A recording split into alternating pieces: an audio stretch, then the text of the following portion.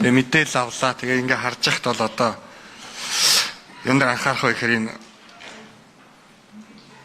усны тухай байгаль орчны наривчлсан үнэлгээ хийж хахад усны нөөцийн газрын зөвлөмжийг аваагүй. Тэгээд наривчлсан үнэлгээг нь батлаа цаашаа явчихдаг.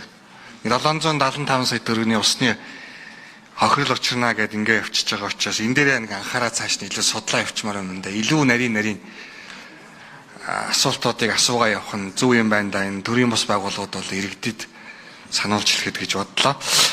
Юу руугаа орчээ. Даваад далаа дараагийн танилцуулсан презентацийн дээр байгаа энэ хөдөлгөөний эрчмийн тооцоол руу нэг орчээ да. Илэгцэн дээр тавьчих боломж байна уу?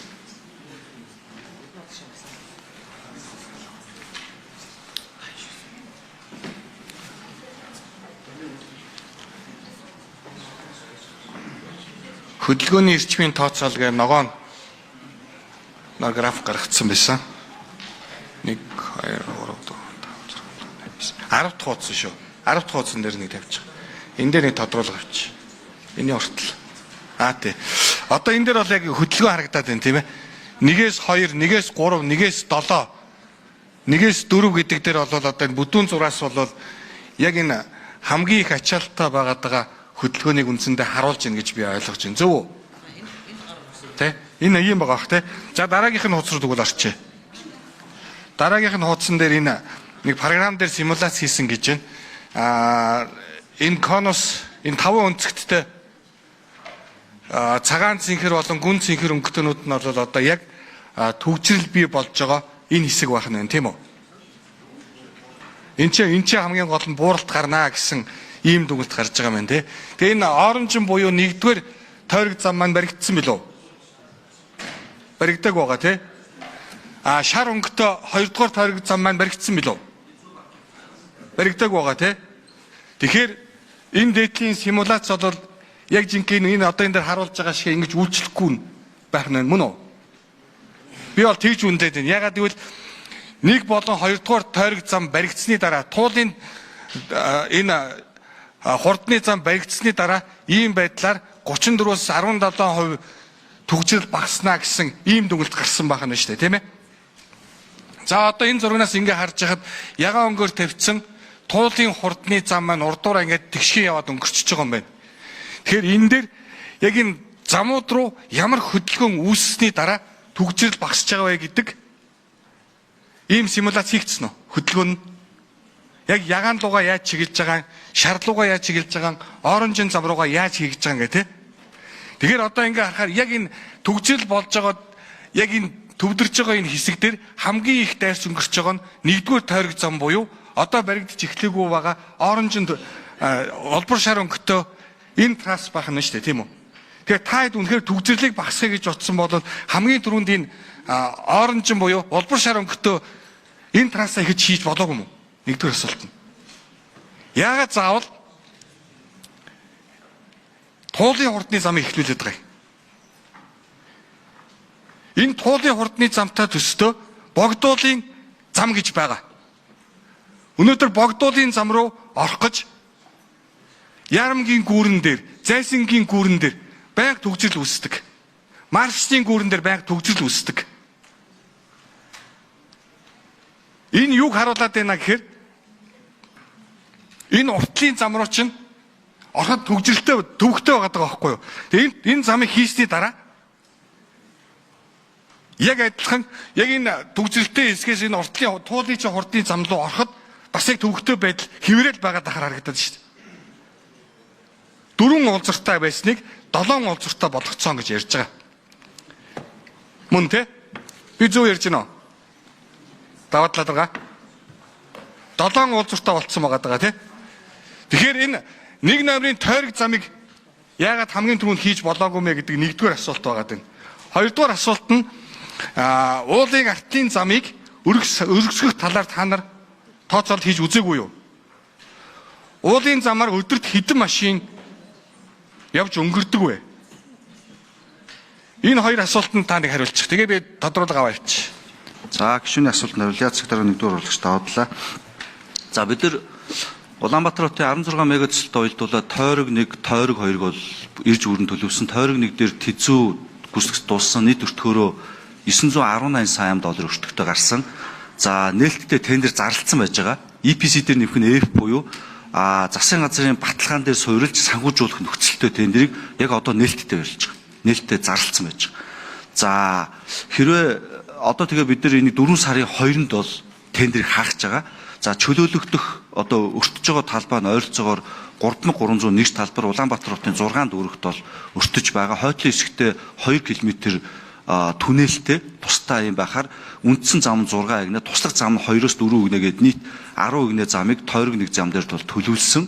За та асууж байна ягаад тойрог нэгөө туулаа хэлсэн бэ гэвэл анх биесэн 8 оноос болон 13 он ингээ батлагдсан бүх бичиг баримтаар болон биднүүсийн хийж үтсэн 2-3 төрлийн симуляц дээр туулын хурдны замаа эхэлж хэрэгжүүлсэн нь ач холбогдлын зэрэглэл, эдийн засгийн ач холбогдол, хүндрэлийн зэрэгээрээ Улаанбаатар хотын төгжрөлд мөн бас хэрэгжих боломж хугацаа зэрэг одоо 4-6 үзүүлэлтийг авч үзэхэд бол үр өгөөж өндөртэй байгаа учраас бид нар туулын хурдны замаа эхэлж хий. За тойрог 1-р замаа үргэлжлүүлээд EPC дээр нэмэх нь F нөхцлөөр бол ингээд 4 сарын 2-нд тендерээ нээгээд зэрэг эхлүүлье. Гэхдээ газар чөлөөлөлт нь бол нэлээд хүндрэлтэй. Бид нар 2026 оны газар чөлөөлтийн төлөвлөгөөнд бол оруулаад суурь судалгаануудыг бол хийгээд эхэлсэн юм байж байгаа. Ийм учраас бид нар туулын хурдны замыг төслөө бол эхлээд бол ингээд нийслэлийн төсвөр бол хэрэгжүүлээд 2025 онд бол төсөл гүйцэтгэж шалгараад одоо ингээд барилга угсралт хийх гээд ингээд явж байгаа ийм одоо ач холбогдолтой төсөл байгаа.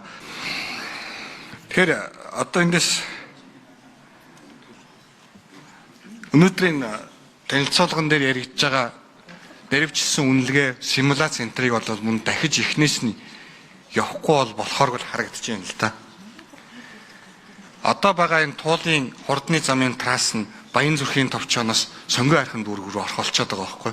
Зөв энгийн ингээд танилцуулгыг ингээд харж хахад Баян зүрхийн товчоо Сонгоо хайрхан дүүргийн хоёрыг хооронд нь холбосноор, Яармаг хоёрыг хооронд нь холбосноор хотын төвд ямар төгжрөл арилаж буурах вэ гэдгийг нь бүрэн дүүрэн харуулж чадаагүй байна л гэж би үзээд байгаа. Тэгээ энэ дээр дэлгэрэнгүй тайлбарыг бас авмаар байгаа.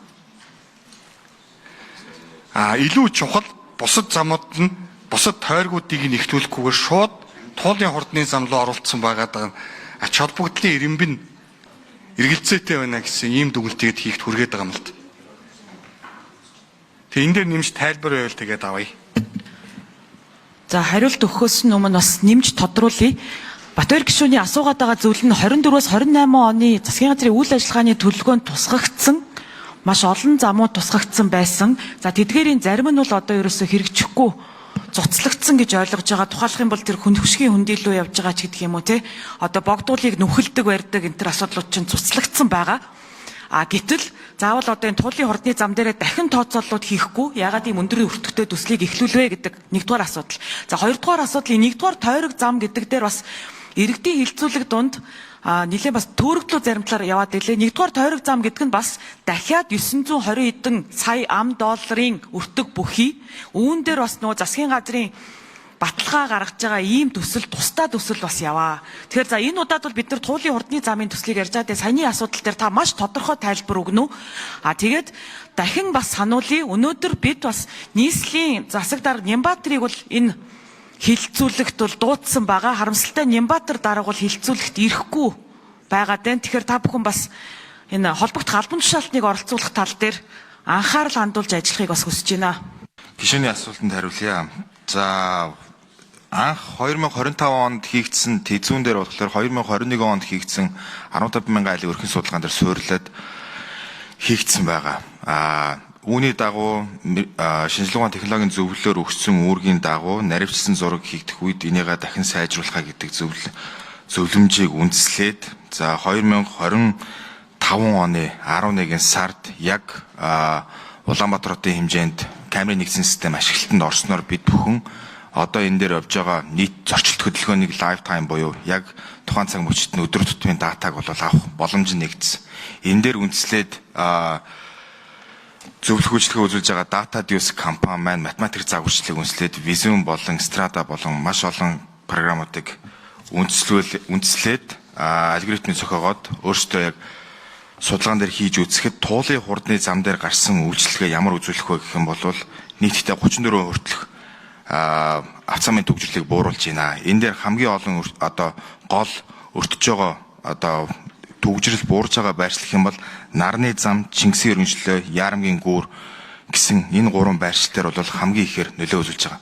Тэгэхээр туулын хурдны зам маань өөрөө төгжрөл одоо төгжлийн төвшин одоо газарчлалтын хэмжээнд бол харьцангуй бага. Тойрог хурдны замыг бодох юм бол тойрог хурдны зам болон одоо богдуулын урдуур тарьж байгаа замуудыг бодох юм бол өртгийн хувьд бага. Үр нөлөөллийн хувьд бол эдийн засгийн хувьд үзүүлж байгаа нөлөөллийн хувьд өндөр учраас энийг бол эренбэлтээр бол ихэнд орсон байгаамаа. За уулын зам дээр бас мөн ялгаа байхгүй тооцоол хийсэн. Уулын замыг өргөдөх гэх юм бол яг барилгачт болон төвшөлтөр гэх юм бол одоо мэдж байгаа Бела Виста энэ барилгууд бол зайлшгүй нураажж барилгын ажил явагдах гэж харж байгаа маа. Тэгэхээр өргөсгөөд явган гэхдээ бид нар нийтдээ камерын системээр гарч байгаа хэдэн тээврийн иргэсэл уулын зам дээр зорчоод байна вэ? Гэх юм бол ойролцоогоор өдөрт 9858 өдөрт дунджаар тээврийн иргэслийн тоо нийтдээ бол зорчигдж байгаа. 9859. За